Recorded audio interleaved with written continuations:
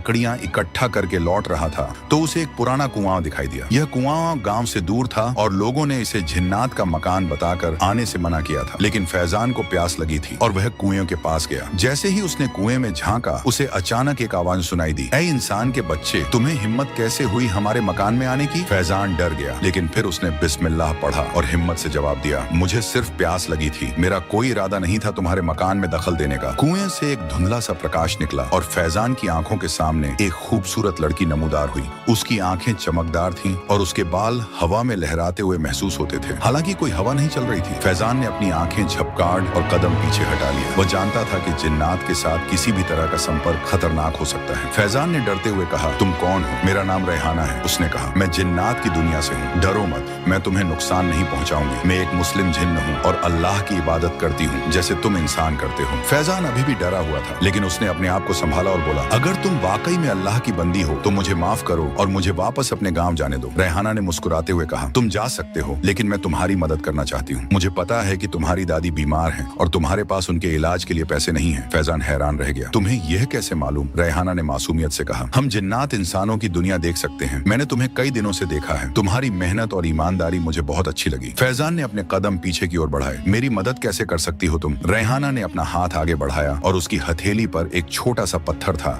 जो अंदर से जगमगा रहा था। ये एक खजाना है, इसे अपने साथ रखो और जब भी तुम्हें जरूरत हो इसे अपनी हथेली पर रखकर मेरा नाम लो। मैं आ जाऊंगी और तुम्हारी मदद करूंगी। फैजान ने झिझकते हुए पत्थर लिया। मैं इसका क्या करूंगा और तुम मेरी मदद क्यों करना चाहती हो? रेहाना ने अपनी आंखें झुका ली। क्योंकि मुझे तुम्हारी ईमानदारी और नेकी बहुत पसंद है, लेकिन मुझे एक वादा चाहिए, तुम किसी को भी मेरे बारे में नहीं बताओगे, यहाँ तक कि अपनी दादी को भी नहीं। फैजान ने सोचा, फिर सर हिलाया। मैं वादा करता हूँ, लेकिन अगर तुम्हारी मदद में कुछ गलत या हराम है तो मैं इसे कबूल नहीं करूंगा। रेहाना मुस्कुराई, यह सिर्फ मदद है फैजान, अब जाओ, तुम्हारी दादी तुम्हारा इंतजार कर रही हैं। फैजान ने पत्थर अपनी जेब में रखा और वापस गांव की ओर चल दिया। उसके दिल में एक अजीब सा एहसास था, डर और उम्मीद का मिश्रण। जब फैजान घर पहुंचा तो उसकी दादी अम्मी खांसी से परेशान थी। उनकी तबीयत दिन ब दिन बिगड़ रही थी और गांव के हकीम ने कहा था कि उन्हें एक महंगी दवा की जरूरत है जो सिर्फ शहर में मिलती है। फैजान को गरीबी की हालत जी रहा था, उसके पास पैसे कहां से आते? तभी उसे रेहाना की याद आई। उसने जंगल की तरफ रुख लिया और जंगल पार करते समय फैजान ने अपनी जेब से वह चमकदार पत्थर निकाला और रेहाना का नाम लिया। कुछ ही पलों में वह उसके सामने प्रकट हुई। तुमने मुझे बुलाया फैजान? फैजान ने हिचकिचाते हुए कहा, सारी बातें बता दी। रेहाना मुस्कुराई, मैं जानती थी कि तुम मेरी मदद मांगोगे, मेरे साथ आओ। वह फैजान को एक गुफा में ले गई जहाँ एक बड़ा संदूक रखा था। इसमें सोने के सिक्के हैं, इतने सिक्के ले लो जितने तुम्हें चाहिए, लेकिन याद रखो, लालच बुरी बला है। फैजान ने सिर्फ उतने ही सिक्के लिए जितने उसे दादी की दवा के लिए चाहिए थे। रेहाना ने उसकी ईमानदारी देखकर मुस्कुराया। फैजान शहर गया, दवा खरीदी और वापस अपने गांव लौट आया। उसकी दादी की तबीयत जल्द ही बेहतर होने लगी। धीरे धीरे फैजान और रेहाना की मुलाकातें बढ़ने लगी। रेहाना ने फैजान को जिन्नात की दुनिया के बारे में बताया कि कैसे वे भी अल्लाह के बंदे हैं, कैसे उनमें भी अच्छे और बुरे होते हैं। एक दिन रेहाना ने फैजान से कहा, मैं तुम्हें एक राज बताना चाहती हूँ। मेरे पिता जिन्नात के एक बड़े कबीले के सरदार हैं और वे चाहते हैं कि मैं एक ताकतवर जिन्न से निकाह कर लूं, लेकिन मैं तुमसे मोहब्बत करती हूँ फैजान। फैजान सन्न रह गया। कहीं ना कहीं फैजान को भी रेहाना के लिए मोहम्मद थी, लेकिन उसने कहा, यह तो अल्लाह की किताब में नहीं लिखा था कि इंसान और जिन्न शादी कर सकते हैं। रेहाना ने उसका हाथ थामा। हमारे बीच फर्क सिर्फ इतना है कि हम अलग अलग दुनिया से हैं, लेकिन हम दोनों अल्लाह के बंदे हैं और दिल तो सबका एक जैसा होता है। फैजान ने अपना हाथ छुड़ा लिया। मुझे सोचने का वक्त चाहिए रेहाना, ये बहुत बड़ा फैसला है। रेहाना ने सर झुकाया। मैं समझती हूँ, लेकिन याद रखो, मेरे पिता बहुत सख्त हैं। अगर उन्हें पता चला कि मैं एक इंसान से मोहब्बत करती हूँ तो वे गुस्सा होंगे। फैजान अपने गाँव लौट आया, दिल में उथल पुथल लिए। वह रात भर सोचता रहा, क्या ये सही है? क्या एक इंसान और जिन्न के बीच प्यार मुमकिन है? अगले दिन उसने अपने गांव के इमाम से मिलने का फैसला किया। बिना रेहाना का नाम लिए उसने पूछा, क्या इंसान और जिन्न के बीच निकाह हो सकता है? इमाम साहब ने गहरी सांस ली। बेटे, ये बहुत पेचीदा मसला है। जिन्नात अल्लाह की मखलूक है जैसे हम इंसान हैं। कुछ उलेमा कहते हैं कि यह मुमकिन है, कुछ कहते हैं नहीं, लेकिन सवाल यह है कि क्यों तुम ऐसा पूछ रहे हो? फैजान चुप रहा। इमाम साहब ने उसके कंधे पर हाथ रखा। बेटे, जिन्नात से दूर रहो, उनकी दुनिया अलग है, उनके इरादे हमेशा साफ नहीं होते। अगर कोई जिन्न तुम्हारे करीब आने की कोशिश कर रहा है तो सावधान रहो और अल्लाह से दुआ करो। फैजान ने सिर झुकाया और वापस घर लौट आया। उसे नहीं पता था कि क्या करें। जब फैजान कई दिनों तक रेहाना को नहीं बुलाया तो एक रात वह खुद उसके सपने में आई। फैजान, तुम मुझसे क्यों भाग रहे हो? क्या तुम मुझसे प्यार नहीं करते? फैजान ने जवाब दिया, रेहाना, मैं नहीं जानता ये सही है या गलत। इमाम साहब ने मुझे सावधान रहने को कहा है। रेहाना की आंखों में आंसू आ गए। क्या तुम मुझ पर शक करते हो? मैंने तुम्हारी मदद की,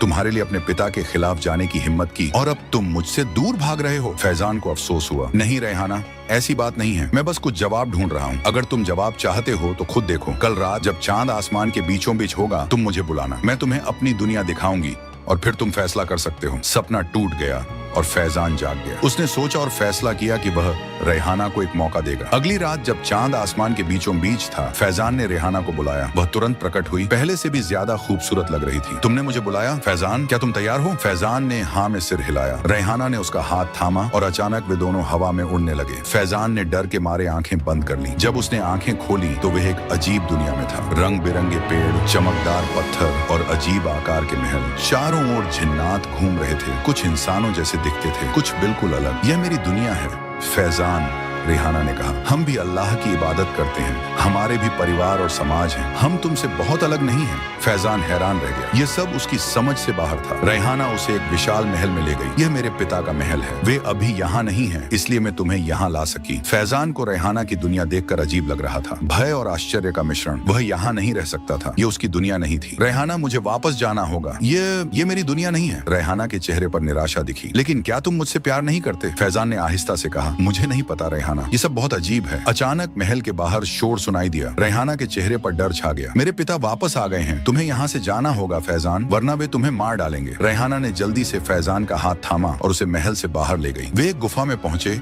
जहाँ से इंसानों की दुनिया में जाया जा सकता था। फैजान, तुम्हें फैसला करना होगा। मैं तुमसे प्यार करती हूँ, लेकिन मेरे पिता कभी हमारे मिलन को मंजूर नहीं करेंगे। अगर तुम मुझसे प्यार करते हो तो हमें भागना होगा, दूर, बहुत दूर। फैजान को अपनी दादी याद आई, जो उसके बिना अकेली रह जाएंगी। वह अपने गांव को भी याद करने लगा, अपने दोस्तों को, अपनी जिंदगी को। रेहाना, मैं नहीं जानता। रेहाना के चेहरे पर दुख छा गया। तुम्हें सोचने का वक्त नहीं है फैजान, मेरे पिता हर जगह अपने जासूस रखते हैं। अगर उन्हें पता चला कि मैं एक इंसान से मिली हूँ तो वे मुझे हमेशा के लिए कैद कर देंगे। फैजान ने गहरी सांस ली। मुझे अपनी दादी के बारे में सोचना होगा रेहाना, वे मेरे बिना नहीं रह सकती। तुम उन्हें अपने साथ ला सकते हो, रेहाना ने कहा।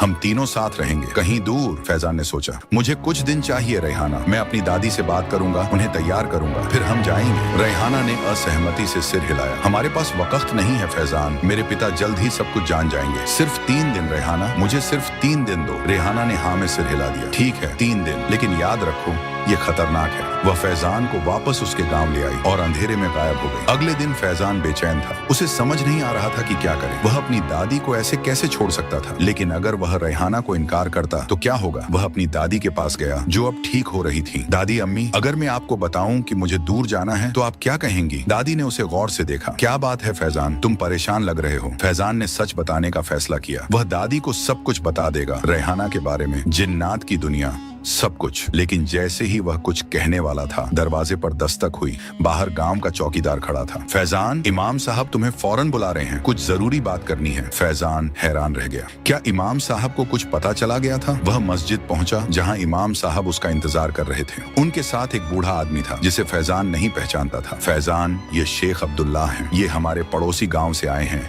और जिन्नात के बारे में बहुत कुछ जानते हैं। फैजान के दिल की धड़कन तेज हो गई। शेख अब्दुल्लाह ने धीरे से कहा, बेटे, मुझे पता चला है कि तुम्हारा एक जिन्नी से संपर्क हुआ है। फैजान ने हैरानी से उन्हें देखा। आपको कैसे पता? मैं जिन्नात को देख सकता हूँ, उनकी बातें सुन सकता हूँ, मुझे हर चीज पता है जो इस गांव के आसपास होती है, और मुझे यह भी पता है कि तुम एक बड़े खतरे में हो। फैजान ने गहरी सांस ली। शेख साहब, वह एक अच्छी जिन्नी है, वो मुझे नुकसान नहीं पहुंचाएगी। शेख अब्दुल्लाह ने सिर हिलाया। बेटे, जिन्नात चालाक होते हैं, वे इंसानों को धोखा देने में माहिर हैं। वह जिन्नी जिसे तुम रेहाना कहते हो, वह तुम्हें सच नहीं बता रही है। फैजान स्तब्ध रह गया। आपको उसका नाम कैसे पता? मैंने कहा ना, मैं जिन्नात की बातें सुन सकता हूँ। उस जीची का असली नाम रेहाना नहीं है और वह मुस्लिम जिन भी नहीं है, वह शैतानी जिन्नात